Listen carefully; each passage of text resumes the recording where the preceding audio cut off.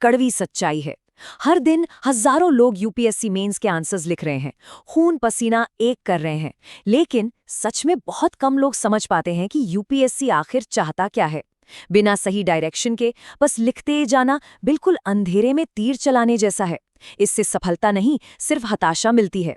जब तक ये क्लियर नहीं होगा कि एग्जामिनर किस लेवल की मैच्योरिटी ढूंढ रहा है, तब तक सिर्फ ब्लाइंड प्रैक्टिस से बात नहीं बनने वाली। अब आते हैं उन कॉमन पर सबसे खतरनाक गलतियों पर जो लगातार कम मार्क्स और रेड पेन के निशानों का कारण बनती हैं। जैसे कि एक वीक इंट्रोडक्शन जो क्वेश्चन की कोर डिमांड को ही मिस कर दे, या फिर एकदम बिखरा हुआ स्ट्रक्चर जहां पॉइंट्स का कोई फ्लो ही ना हो। और वैल्यू एडिशन का ना होना तो एक बहुत बड़ी खामी है। कोई रेलेवेंट डेटा नहीं, कोई कमिटी रिपोर्ट नहीं, और केस स्टडी तो गायब ही हैं। और एनालिसिस की कमी, मतलब सिर्फ फैक्ट्स लिख दिए पर क्यों और कैसे पर कोई तार्किक बात ही नहीं की। आखिर में खराब प्रेजेंटेशन अच्छे खासे कंटेंट को भी एवरेज बना ही लेती है। इस पूरे एक्सप्लेनर का सबसे जरूरी पॉइंट यही है कि प्रॉपर इवैल्यूएशन के बिना अनजाने में वही गलतियां बार बार रिपीट होती रहती हैं। ये बिना गाइडेंस वाली प्रैक्टिस एक ऐसी ट्रैप है जो आदत को सुधारने के बजाय गलत आदत को और भी पक्का कर देती है। सोचिए, जब कोई ये बताने वाला ही ना हो कि लिखा गया इंट्रो लंबा है या कंक्लूजन वीक है, तो दिमाग उस गलत तरीके को ही सही मान लेता है और एक सीरियस कैंडिडेट इस साइकिल में फंस कर रह जाता है।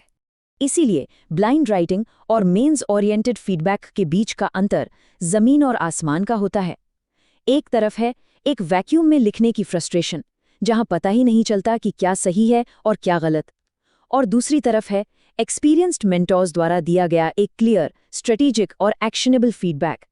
ये फीडबैक सीधे सीधे पॉइंट आउट करता है कि कहाँ सुधार की जरूरत है। एक सटीक गाइडेंस से एक कंफ्यूज्ड एस्पिरेंट भी बहुत जल्द एक कॉन्फिडेंट आंसर राइटर बन जाता है। एक सचमुच प्रीमियम इवैल्यूएशन में मेंटर सिर्फ आंसर के आखिर में सही या गलत का निशान लगाकर नहीं छोड़ते, वो एक्चुअली आंसर की पूरी चीर-फाड़ करते हैं। स्पेसिफिक रिमार्क्स, ग्राफ्स और अंडरलाइंस के जरिए एक डिटेल्ड स्ट्रैटेजी बनती है। वो एग्जैक्टली बताते हैं कि कहाँ एक फ्लो चार्ट मार्क्स बढ़ा सकता था या कहाँ फैक्ट्स को बेहतर तरीके से लिंक किया जा सकता था।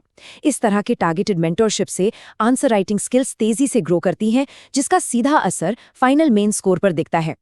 और सबसे क्रूशियल पॉइंट ये है कि ये गाइडेंस सिर्फ किसी एक एग्जाम तक लिमिटेड नहीं है।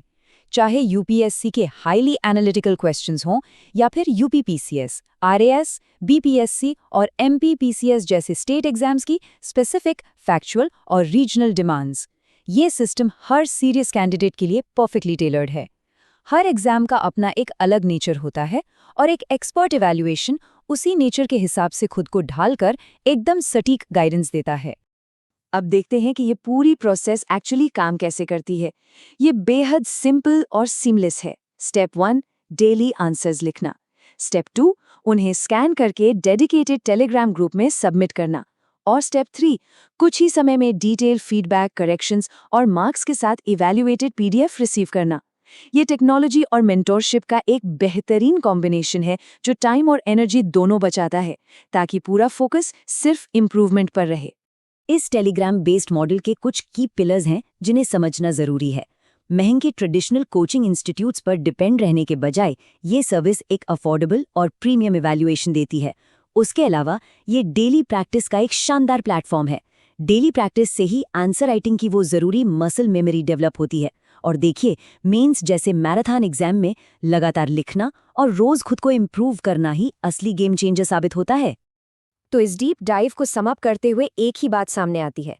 सीरियस कैंडिडेट्स हर दिन अपने आंसर्स को बेहतर बनाने के लिए कमिटेड होते हैं, क्योंकि एक एक आधा मार्क भी रैंक लिस्ट में उथल-पुथल मचा सकता है। स्क्रीन पर दिख रहे टेलीग्राम लिंक के जरिए इस इवैल्यूएशन प्रोसेस का हिस्सा बना जा सकता है। पर आखिर में सबसे बड़ा सवाल ये है, क्या बिना किसी एक्सपर्ट फीडबैक के जो तैयारी फिलहाल चल रही है, क्या वो सच में फाइनल मेरिट लिस्ट में टॉप रैंक लाने के लिए काफ़ी है? इस सवाल पर जरूर विचार कीजिएगा।